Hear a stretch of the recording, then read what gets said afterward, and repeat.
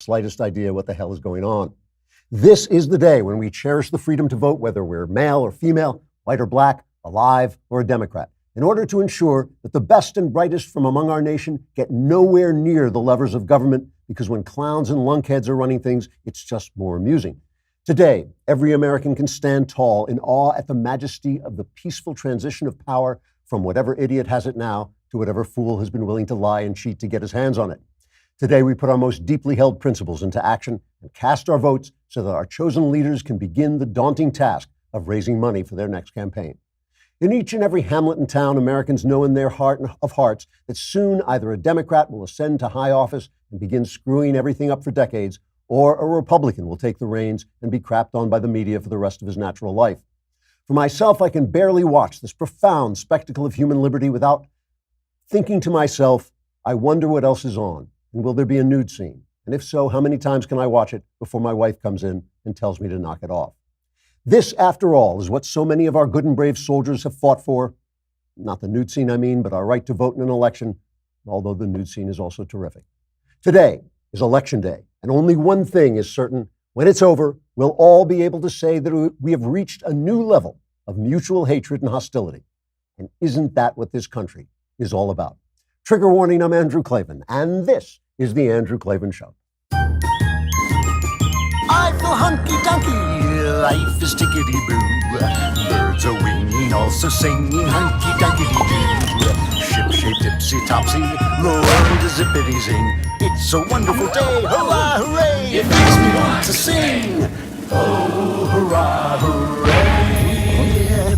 Oh, hooray, hurrah! All right, it is in fact Election Day, and we've got the latest exit polls that show that John Kerry has got this thing wrapped up. Maybe those aren't the latest polls, but in fact, we know absolutely nothing, and that's what we're going to talk about for the next 45 minutes. Absolutely nothing, which is what we know. First, we should talk about Grove Collaborative, because you know the holidays are coming, and you know what that means. That's right. Your kids are going to make a mess. People are going to be coming into your house. The place is just going to look awful and disgusting, start to smell bad, and that is why you need the stuff that Grove Collaborative sells. It is all natural, and it cleans the house terrifically and leaves what they call Mrs. Meyer's holiday scents. You can get Mrs. Meyer's exclusive offer from Grove before it runs out and select your favorite holiday scents like Iowa pine, peppermint, orange clove. And this is for a healthy home. You know, it's all natural stuff that you can actually clean with, and it actually works. New customers will get the holiday set when you place your first order of $20. That means free Mrs. Meyer's holiday hand soap, dish soap, multi-surface spray, red cleaning caddy, Grove Collaborative walnut scrubber sponges, and if you spend more than $39, you'll also receive a free Grove stoneware tray to beautifully display your new holiday soaps. Shop Grove before this exclusive holiday offer runs out. This stuff will be all gone come December. For a limited period of time, my listeners who sign up get amazing free Mrs. Meyer's holiday product, a free 60-day VIP membership, and a surprise bonus gift just for you when you sign up and place an order of $20 or more. Check out Grove and our special offer at grove.co/Klavan. That's grove.co, not com, grove.co/Klavan. And when your house is beautiful, you'll look at it and say, oh my goodness, how do you spell Klavan? It's Klavan. All right, here we go into the fray. Me phobeste, as our Lord and Savior used to say. Me phobeste means do not be afraid. Do not be afraid. That's all they try to sell you. Is they're always telling you, oh, this is it. The country is on the line. They want you to get out and vote. And of course, you should get out and vote. Vote for the right folks. Vote for the Republicans, because Trump is going to need all the help he gets. And you know what's going to happen if he doesn't win it. But do not be afraid. The country is not on the line. You know, whenever we come into these moments of high tension, especially about politics in the country, I always like to go back to the source, back to the founders, to remind myself of what we're doing here, what it is that's important, what matters. Because when you go back to the founders, it's not as cut and dried as you think it is. There were arguments back then between what we would call liberals now, how much government there should be, how central the government should be, how local it should be. And those ideas were going back and forth. And when they came out of the Revolutionary War and the states had bound together, because remember, when they first came here, the states were their countries. You were not from the United States. There were no United States. You were from New York. You were from Georgia. You were from Vermont, wherever. That was your country, and people didn't want a big central government telling them what to do in their country. It would be just like having the UN today come in and tell us what to do here. But after the war, they found out that the rules they had made to bind themselves together, the Articles of Confederation, weren't enough. They started to they needed a new, more powerful central government, and they wrote the Constitution. And then they had to sell it to the country. And that's why they wrote the Federalist Papers. The Federalist Papers were Alexander Hamilton and John Jay and James Madison selling the Constitution to people and saying, don't worry, you'll still have your states, but you do need a central government for these reasons. And then they laid out the reasons. And in fact, just calling it the Federalist Papers was kind of an act of propaganda, because it was a way of saying we'll still be a federation, we'll still be a league of individual states. So I went back to the Federalist Papers actually for the last couple of weeks. I've been rereading the Federalist Papers because they're so brilliant, and they remind you what they were doing here. They were inventing something that had never existed on Earth before. From the very beginning of humanity to that moment in the 1780s, this was a new thing that was happening, and they realized that what they were doing on this continent, they were doing for the whole world. They were doing so the world could see that they could put together a government in which men could be free, and yet there could be a reasoned government.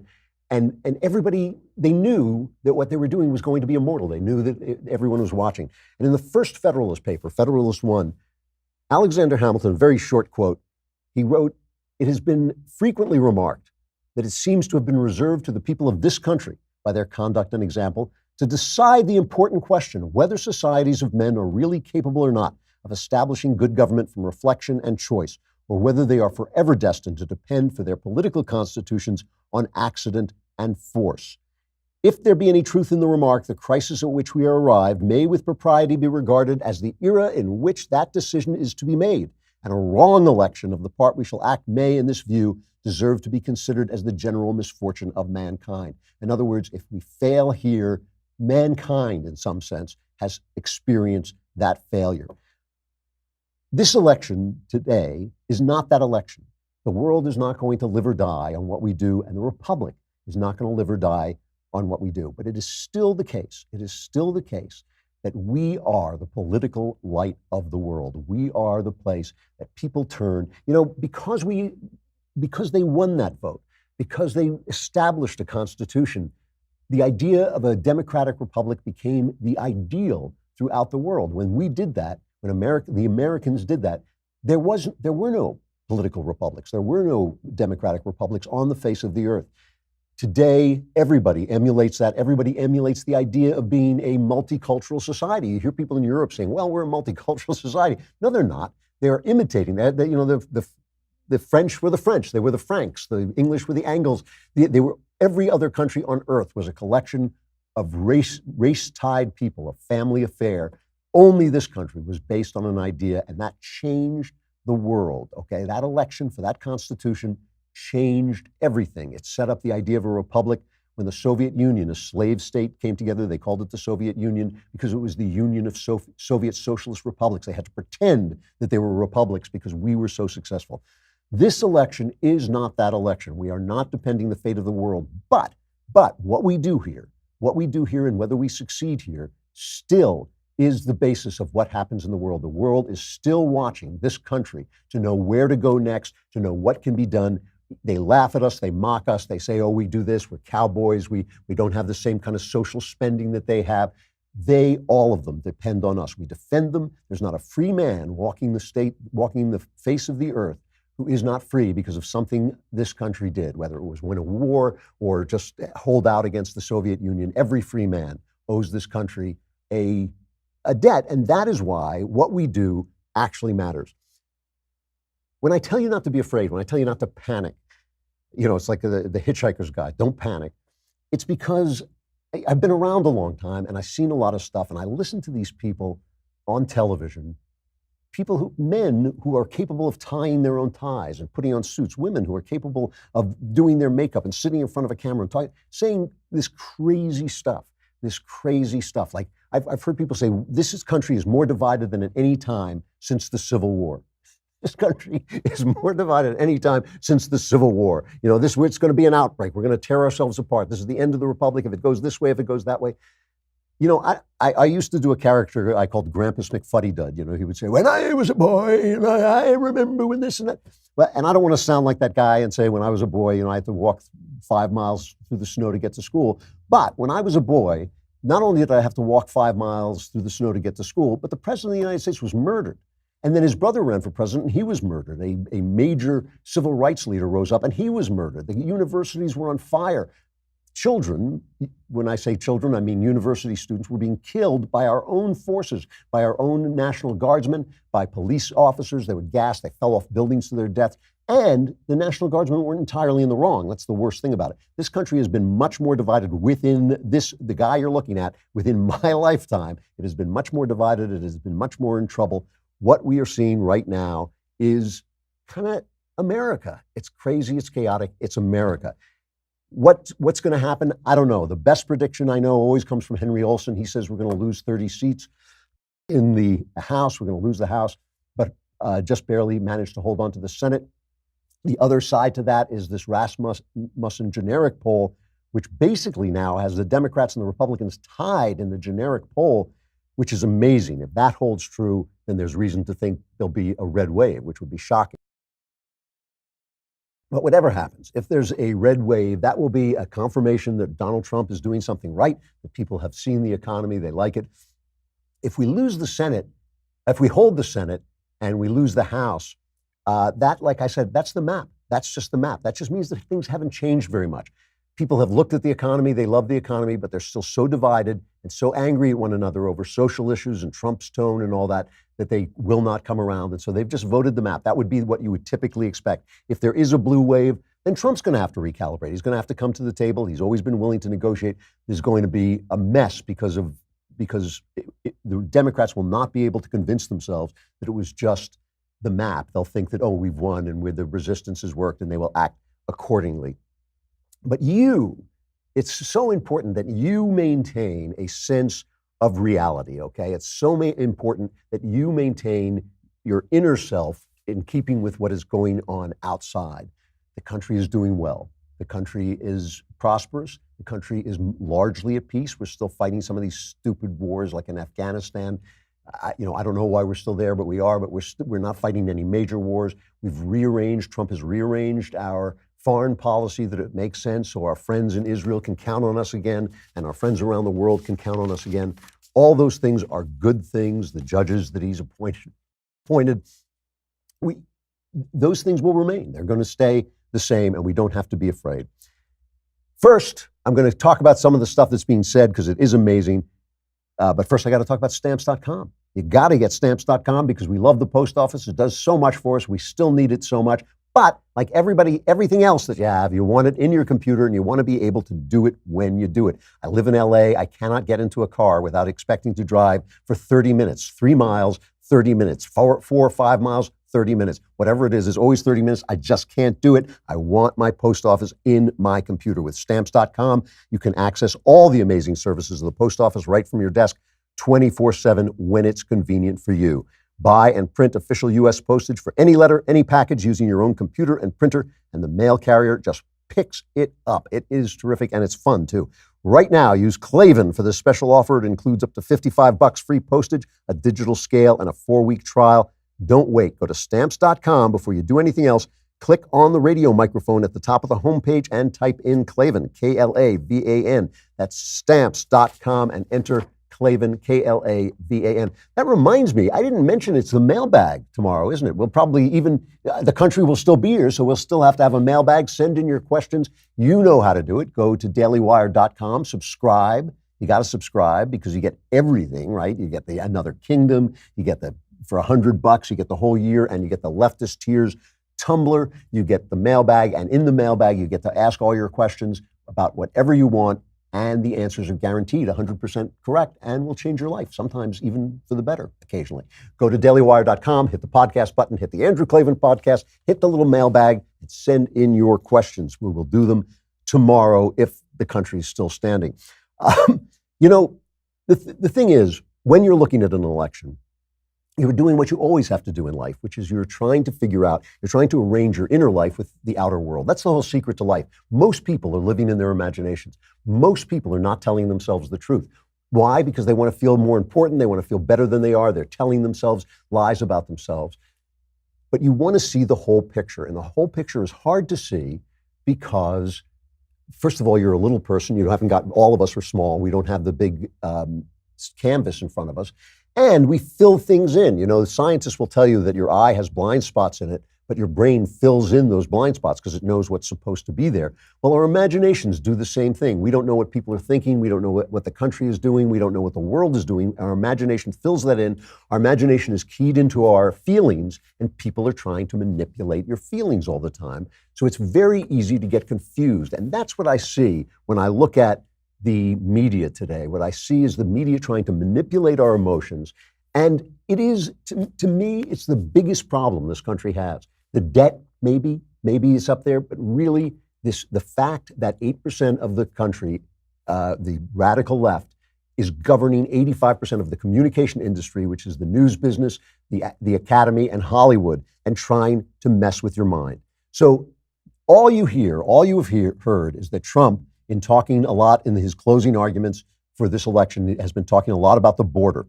And Cassie Dillon was down at the border, and we're going to have her on later on in the show to tell us what she saw. But they keep accusing Trump of spreading fear. He's spreading fear. All he does is spread fear. In the front page of the electronic New York Times, a former newspaper, they had, Trump ends the campaign spreading fear and hatred. So Grabian, our friends at Grabian, who make up these wonderful montages, put together a montage of the media telling you that Trump is spreading fear, followed by the way the media has been talking. Let's compare. This is really interesting. They are actively engaging in the fear-mongering and the lying and the hatred and the racism. Donald Trump and his erratic behavior could be leading the United States towards World War III, could be leading America towards a nuclear war. You know, we had the nuclear clock when we were all growing up. It's probably closer to midnight, Mike Barnacle, than any time it's been since the Cuban Missile Crisis. The president and his team are trying to drive up fear and rage when it comes to these migrants coming up from Central America towards the U.S. border with Mexico. Let's turn to North Korea. It is building up to this sort of doomsday nightmare scenario. The president has fully embraced a dark anti-immigrant message in the hope that stoking fear will motivate voters to reject Democrats. We're going to have either a junta the next 3 years, or we're going to have the Romanovs. The amazing power to destroy this planet that's in the finger of a president of the United States. With President Trump holding rallies all over the country, sinking to new lows with his lying and fear-mongering, he sounds deeply troubled. He sounds unhinged. This is why questions about his fitness for office are so urgent. This is the biggest story that I see happening right now. So what they're trying to do is they're trying to affect your imagination, because your imagination fills in the parts of the world that you don't know about. And your job is to keep your imagination in tune with reality. It is not to say that your imagination is not sound. It is to say that it is easily manipulated by both sides.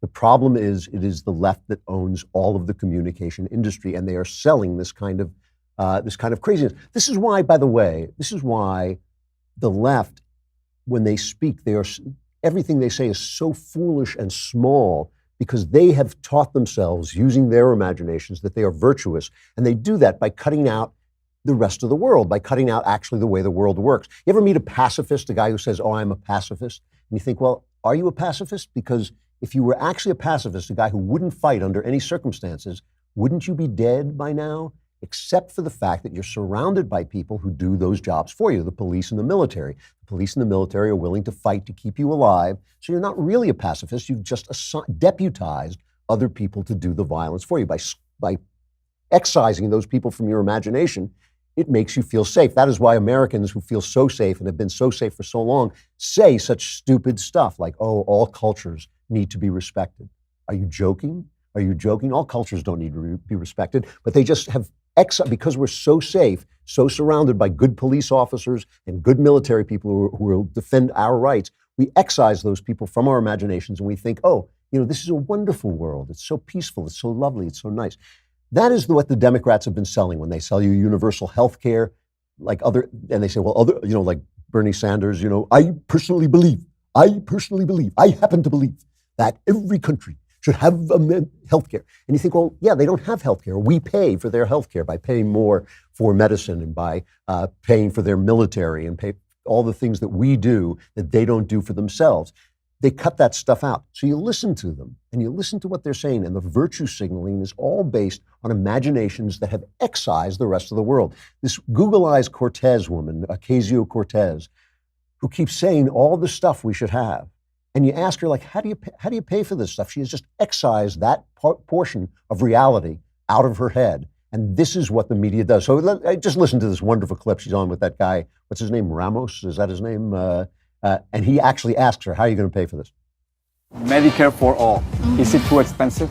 No. People often say, like, how are you going to pay for it? And I find the question so puzzling because how do you pay for something that's more affordable? How do you pay for cheaper rent? How do you pay for, you just pay for it. We're paying more now. So it's not that we're saying this whole system is free. It's saying it is free of cost at the point of service. So that means that you're not delaying going to the dentist. Because you don't have the cash at the point of service. Number 9, tuition-free public universities for all. Who'll pay for that? So we already pay for tuition-free K through 12. And in the same way that we made a decision as a country to say we need to educate people to a 12th grade level, our economy has evolved, and that means we need to make the decision to educate people to a trade school or collegiate level. So when you cut out, I get so puzzled when people ask me how you're going to pay for this, how are you going to pay? And she thinks it's going to be cheaper because she's thinking of all of America's money as one big pool of money. But of course it's not. It's money that individuals have earned, and some individuals have earned more of it than others, and some have just got more of it than others through luck or birth or whatever. It doesn't belong to her. By cutting that out, the fact that she's stealing from people at gunpoint, she cuts that out of her imagination. So she doesn't have a real sense. Well, you want your imagination to be as big as it can possibly be so you understand the ramifications of what you're talking about. This small-mindedness on the left, this small-mindedness on the left is how they have convinced themselves, that everybody on the right is a bad person. Paul Krugman wrote this piece, unbelievable piece in the New York Times on Knucklehead Row in the op-ed section. Paul Krugman writes, it is now impossible. It's impossible. This is impossible. It's impossible to have intellectual integrity and a conscience while remaining a Republican in good standing. This is the pablum that you get if you read the Knucklehead Row on the New York Times. Some conservatives have these qualities. Almost all of them have left the party or are on the edge of excommunication. In other words, if you do not agree with Paul Krugman, you can't have a conscience. You're a person without a conscience. Those who remain in the Republican Party are either fanatics, like you, willing to do anything in pursuit of power, or cynics willing to go along with anything for a share of the spoils.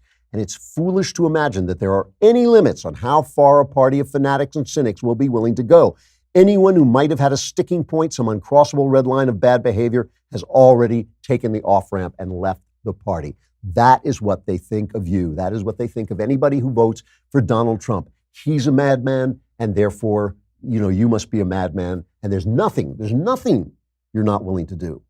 So if there's nothing you're not willing to do, there's nothing they won't do to stop you. You want to hear this in a clip, Mika Brzezinski, who seriously must have forgotten to take the pill this morning, her mental pill that keeps her sane, because she just flipped out. I mean, this is nuts, but it's just the way they are thinking about you because they have not got a full perception of reality. Listen to Mika Brzezinski. The rhetoric of this racist, heartless, soulless man will lead to more violence. Yes, I said that, and a lot of Americans believe it too. They see what is happening to our country. This is a so-called leader with no shame. He doesn't care.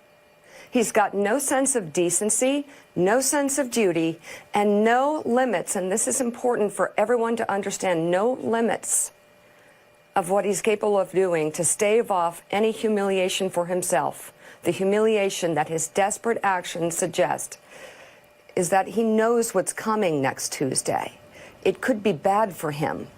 There could be subpoena power. There could be impeachment. He knows he's on the line, and he will do anything to save himself. He will do all imagination, right? He will do anything to save himself. Will he mobilize the army against you? Let me give you my theory of Donald Trump. I'm going to give you my theory of Donald Trump. Because 8% of the country dominates 85%, and I'm making that number up, but it feels like they own 85% of the communications industry, the Academy, Hollywood, and the news business. Because of that, they have done this to themselves. They have convinced themselves that you can't have a conscience and be a Republican, and that you're willing to do anything, and there's going to be violence. He says he's a soulless man. Trump doesn't even have a soul. This is a soulless hunk of zombie flesh who has taken over the White House. They have convinced themselves that this is the world. And because they've convinced themselves that this is the world, they can say anything about us that they want, and they have. And they've created this world in which all of our opinions are not just wrong, which is fine. They're welcome to disagree with us, but they're evil, right? They're racist. They have that thing, the dog whistle. You don't know you're a racist, but I know you're a racist because when you say X, it really means Y. I mean, it's a nutty Orwellian way of thinking, but it's the way they think, and it's been going on for years and years. And finally, the people of this country got angry enough to send a guy who was willing to be called those things: racist, homophobic, sexist, Islamophobic. He was willing to be called those things. They bounce off him. They just bounce off him like he's wearing, armor. He doesn't care. A guy like that, when you outlaw speech, which is essentially what they've done, only outlaws will speak. And a guy like that is going to be an outlaw. He's going to be a strong man. He's going to be a different kind of person. He's going to be, I always hate this phrase, the alpha male, because it's redolent of apes, and I don't think we are apes. I think we may share ancestors with the apes, but we're not apes. But still, it's the strong man. Let's call him the strong man. It takes a strong man. It takes a rude, boorish, big personality to stand up against the kind of rhetoric these guys have been dealing out to the rest of the country for all this time. Now, Americans don't react well to strong men because we are a liberty-loving people, and we know that strong men take up too much space and do bad things. We're used to strong men in government being tyrants. And that goes back into time. There's an evolutionary theory that strong men dominated human tribes just like they dominated ape tribes until we developed language and spears and weapons. And then people started talking to each other and said, you know what, if we get together and we all have spears, we can take this strong man and chase him out of town. If we don't kill him, we can just get rid of him. And that's where they theorize that's where ideas of liberty and equality come from banding together as a band of brothers in order to chase the strong man out of town. When we see a strong man, some light goes off in our heads and we become wary. We become afraid. We say to ourselves, you know what? We got to watch this guy. He may be a tyrant. Trump could have been a tyrant. Before we voted for him, I thought, I said there's a 5% chance this guy is a tyrant. But he's not. He's just not. Nothing he's done has been tyrannical. He hasn't silenced speech. Twitter silences speech. Google, Facebook, they silence speech. They are tyrannical. Donald Trump is not. He hasn't violated the Constitution by, say, using the IRS to silence his political opponents. Obama did that. Donald Trump hasn't. He hasn't done, whenever somebody tells him that something is unconstitutional, if they have authority, he stops. He'll sign an executive order. A court will say, nope, you can't do that. He does something else. He tries again. He is constantly, when he's talking about the border, he's constantly said to the Congress, pass laws. I'm not going to do it. It's Chuck Schumer who waved the pen at him and said, no, you do it with your pen, Your Highness. Trump won't do it. Trump looks like a tyrant. He sets off some atavistic light bulbs in some people's heads that say, oh my gosh, he's a tyrant. But he's not a tyrant. He is not a tyrant. And so we have this world in which they're acting like children in an imaginary world. They're acting in their imaginations, and we have to try and bring them back to reality.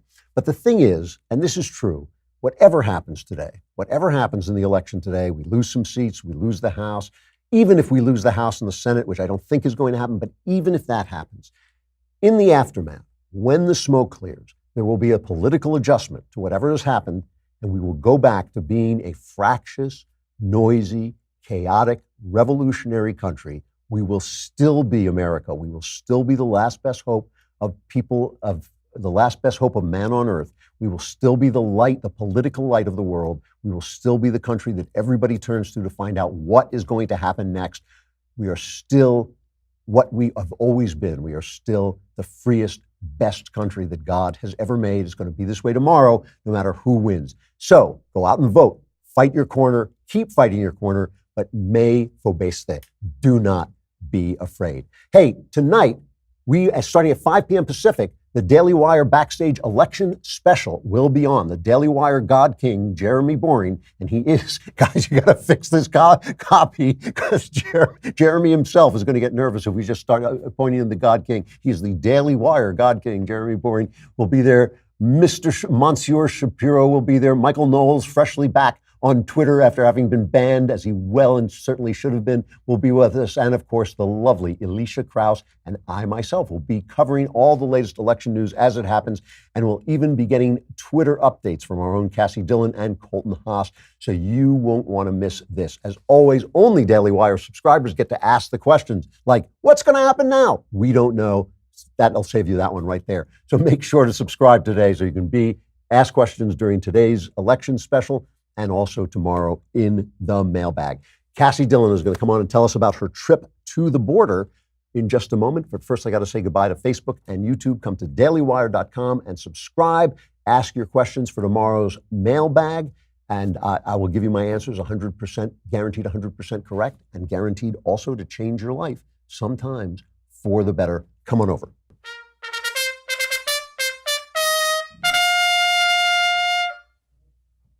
The first wall, built in 1991, is made out of leftover helicopter landing mats from the Vietnam War. So this was in Vietnam? Yes, this was what they used to land on the rice paddies. I'm not an athletic person, but I think I can handle this. For 30 years, this has helped us secure this border. Stopping mainly vehicles. Absolutely. Well, it's time to be upgraded, I think. I agree. So Donald Trump used this caravan that seems to be moving up from Honduras through Mexico to our border. He's used this as kind of his closing argument. This is what the Democrats want. This is what they're going to allow to happen. The Democrats' argument was, why is he complaining about somebody when they're 1,000 miles away, as if that were going to take them forever? Like that's never going to happen. We shouldn't think about that. But they are coming this way. I think that what Trump is betting on is he's betting that some of the suburban women who are worried about health care and are therefore susceptible to Democrat arguments might come around because this is important to them too. Their safety and security is important to them too. And so this might be an argument that might reach them. So to find out whether Trump has any case to make, we sent Cassie Dillon down to the wall because none of the men had the guts to go down there. They were afraid of getting hurt. So we sent a 5'2" woman who must weigh, 90 pounds? The founder of the website Lone Conservative. She's also contributed to the Wall Street Journal, Campus Reform, and The Hill. And she is, of course, our own Cassie Dillon, the staff writer here at the Daily Wire. You made this video that we just watched a little bit of. I mean, what struck me about it is how logical it just seemed that we need a wall. Basically. I mean, is that what you found? Well, originally, before I went down there, I wasn't the biggest proponent of the wall. I thought it was expensive. I didn't know if it'd be effective. But going down there and speaking to Border Patrol, which, that's what we should be doing in the first place. We're not experts here in Massachusetts, New York, DC. We don't know what's going on down there. So I talked to Border Patrol, and, I really do think that something needs to be built because right now what we have is Vietnam landing mats, what helicopters use. It's embarrassing. They're rusty. They're gross. And right now they're replacing it with an 18-foot see-through fence, which I wasn't really a big fan of the see-through fence before going down there as well because it keeps Border Patrol safe because they can see what's going on. Because they do get assaulted. That's one thing they said to me I didn't think of. They do get assaulted. They have weapons used towards them. They get rocks thrown at them. And more than 150 Border Patrol agents get assaulted every year. So it does happen. So I think after going down there, I have concluded that we do need something. I don't know if we need the 30-foot wall, but I do like the 18-foot barrier. It's cost effective and it's working. Now, they keep accusing Trump of fear-mongering when he says there are criminals and maybe terrorists in these groups. What did the Border Patrol tell you? They said that they see cartels and they see families coming across. And the problem with the families is they're being smuggled by the cartels. The cartels are the people who smuggle them across. And if somebody in the family gets hurt or they just can't keep up, they'll leave them there to die. Border Patrol gives these people, medical aid and all of that when they get caught coming over. So It's a dangerous situation all the way around. And I think going through the legal methods of immigrating is a better option. It's safer. Well, of course it's safer. But she said to you in this video, she says the cartels run this territory. I mean, the cartels, when we're talking about the cartels, we're talking about major drug gangster operations run by guys like Al Pacino, except not actors, right? They're killing people. These are people who own Mexico as a criminal. These are criminal enterprises. And they run, these guys, these coyotes are not independent contractors, right? No, they run the border. If you are a coyote and you're trying to smuggle somebody across and you're not in your territory, you just stepped on another cartel's toe and you are going to have repercussions. So they section this off in territory, and they make a ton of money smuggling people in. And it's not just Mexicans getting smuggled in. They have a whole classification called OTM, other than Mexican. And she was saying that they find Haitians and South Asians and Middle Easterners and all these different nationalities, and a lot of Central Americans as well, and a lot of South Americans. So it's not just Mexicans coming in. It's a bunch of people, and they make a lot of money off of it. So they do find Middle Easterners? Yeah, they do. I mean, that's nerve-wracking. That's nervous-making, right? Yeah. I was interviewing some sheriffs in Arizona who also patrol the border, and they were telling us that they actually caught some people who were affiliated with Al-Qaeda a few years ago. And they had it confirmed by the Department of Homeland Security that they were affiliated with Al-Qaeda. I mean, that is genuinely terrifying, and it really means that Trump is basically just talking common sense. I agree. I think that, it is a really big border. I'm not sure if we need barriers everywhere, because there's some parts where people just can't go. If you go there, you will die. There's no water. You'll need a lot of gear to get over there. But I think especially in San Diego, they said that 130 people cross a day getting caught. San Diego. A day caught. Wow. That doesn't even account for the people who cross and are not detected. So I think that it makes sense having these high population areas to have something there. And so 130 people, this is just in San Diego. Just in San Diego. And 130 people caught a day, so we can assume some people don't get caught probably. And then what happens when these Border Patrol people capture them? They get caught, they're into their jail facilities up to 72 hours, and then they get processed over to ICE. Okay, so they send them to ICE, and ICE has to put them through what? They can't just send them right back, right? I guess they have legal proceedings and bureaucracy, and then they get sent over. So now you're looking at this, and you're talking to Border Patrol. What do they tell you about their experience on a given day? I mean, what is it like being out there? Well, first, Border Patrol is made up of, they said up to 50% is Hispanic. So it's not this white or racist organization like we hear. That there's Hispanic Border Patrol agents. And then also I thought 50% is up to 50%? 50%. And so also the woman in the video, her name is TK Michael, and she told me that also only 5% of Border Patrol are female. And I was wondering, well, why is that? That's kind of low. And then later on, she told me that they're in remote areas all day. Her office is the outdoors, and they're also out by themselves. They don't have partners.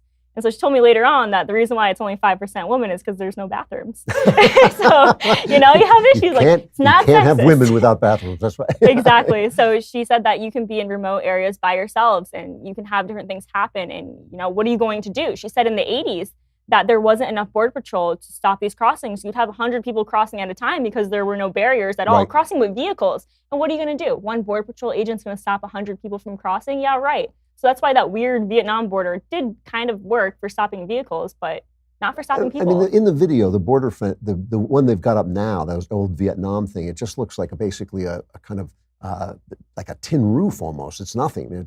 You could drive a truck through it probably. I touched it and thought I was going to need a tetanus shot. This thing is very, very bad. And like I said in the video, I'm not an athletic person, but I could probably climb that very easily. You could go over it, and there were all these cuts in it. I mean, oh yeah, they said that some of the cuts Border Patrol put in, you can see like they're more formed because they wanted to see what's going on the other side. Right. But a lot of them have been, crossed through. And this also doesn't go underground. The prototypes that President Trump's proposing go 6 feet under. This doesn't, so they also had a lot of holes going underneath of them. So did these guys talk politics? I know that law enforcement doesn't like to talk politics too much, but did they talk to politics to you at all? So she's an agent for the Border Patrol and also media, so she knows that there's certain things she can't say. But one thing that she did say to me is that they do want a see-through border. I mean, they're not supposed to enforce it, but she didn't directly say she wants it, but because it's her job. But she kind of kept stressing the importance of having a see-through border, or at least the bottom, which 2 of the prototypes are, so they can see through. And I think it's really important that we do have that now after talking to her, because I don't want our Border Patrol getting assaulted. That's not okay. Right, of course. So I think that if we do build a 30-foot wall, which is really intimidating. I was standing next to these things, just looking up. I'm like, I don't know how anybody could get over this thing. Yeah. I think it should be a see-through one. It's kind of amazing to me that this thing, they've turned the wall into a sort of spiritual entity. Like Barbra Streisand is making albums about walls, and it's like, how can we put walls between people?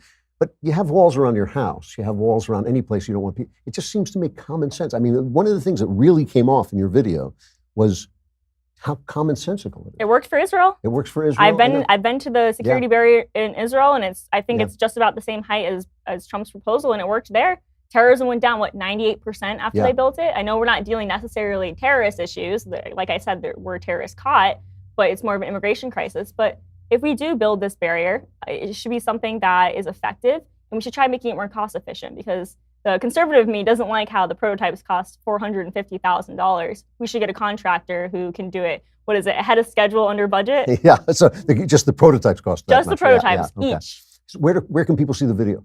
You guys can see it on YouTube, and you can see it on Facebook as well. And you can follow me on Twitter at Cassie Dillon, and I've been sharing it like crazy. Okay, and Cassie, I can only apologize that the Daily Wire is filled with so many men who didn't have to. They sent you. They sent me. but you did a great job. It's a really good video. Thank you. I thank you for coming on. Thanks. All right, let's go to sexual follies.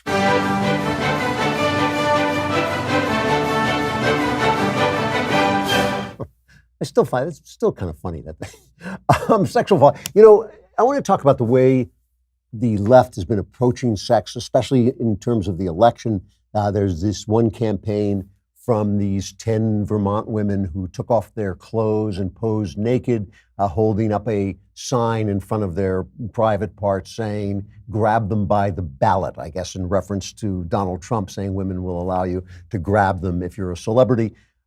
And, you know, I'm always taken with the fact that the left, especially the feminist left, has come to think of female nudity as an expression of rage. You see this again and again, that they march with their shirts off. They, you know, I always joke that this is why I started feminism, to convince women that this would be a good idea. But really, it really speaks of a kind of anger about themselves, a kind of hatred of themselves. It's really, it's difficult to look on. I mean, it makes me feel sorry for them in a lot of ways. There was a writer at CNN, a woman named Wednesday Martin, who said that there really should be a sex strike. We should have a sex strike. And she starts off by saying the mere existence of the term, she heard the term service sex, and she says the mere existence of the term service sex suggests it is common enough to need a name. Several therapists I interviewed while researching a book about female sexuality told me that in their experience, it was a common problem for couples with women more likely to be the ones providing service with less than a smile. Now, what this means, a lot of times women jokingly call this maintenance sex, which is because men generally want more sex than women. Their urges, especially in youth, are incredibly urgent. And wives find that they can take care of this for them, even if sometimes they're not in the mood. They take care of their husbands because their husbands want it more. And it's just a kind of kindness that they perform from them. And it also keeps keeps the guy at home a little bit, and means that he's not always walking around on the prowl. So it's not a terrible thing. But she says, oh my gosh, many straight women in long-term relationships may think service sex is natural. They have horny husbands and disinterested wives, or recurring near an inescapable trope in pop culture.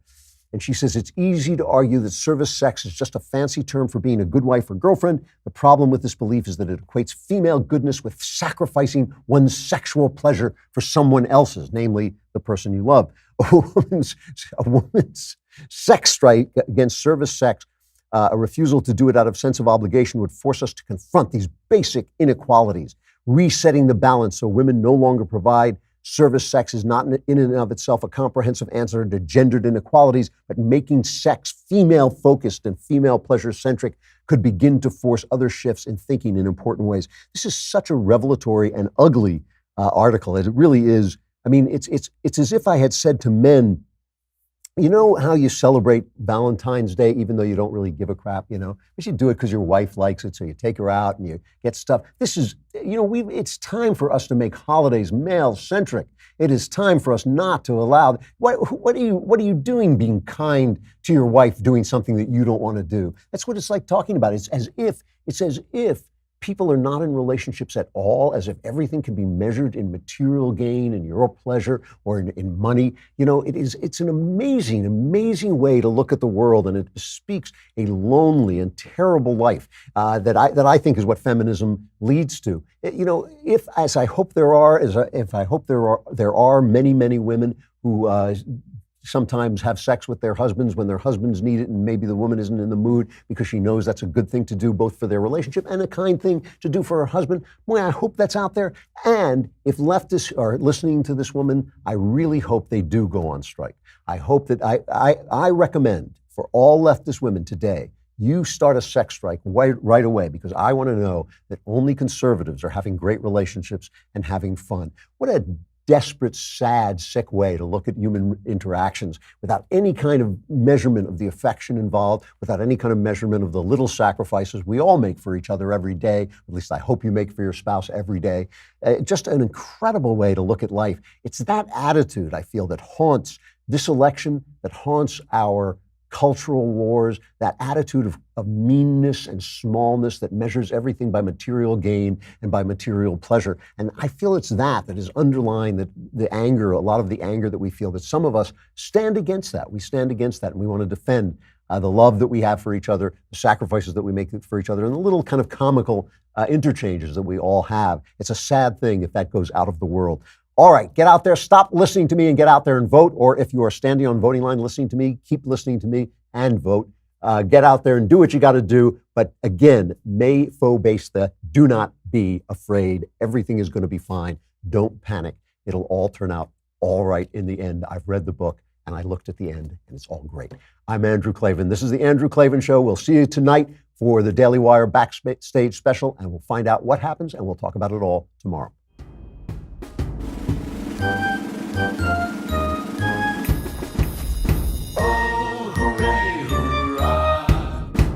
The Andrew Klavan Show is produced by Robert Sterling. Executive producer, Jeremy Boring. Senior producer, Jonathan Hay. Our supervising producer is Mathis Glover. Technical producer, Austin Stevens. Edited by Alex Zingaro. Audio is mixed by Mike Cormina. Hair and makeup is by Jesua Alvera. And our animations are by Cynthia Angulo and Jacob Jackson. The Andrew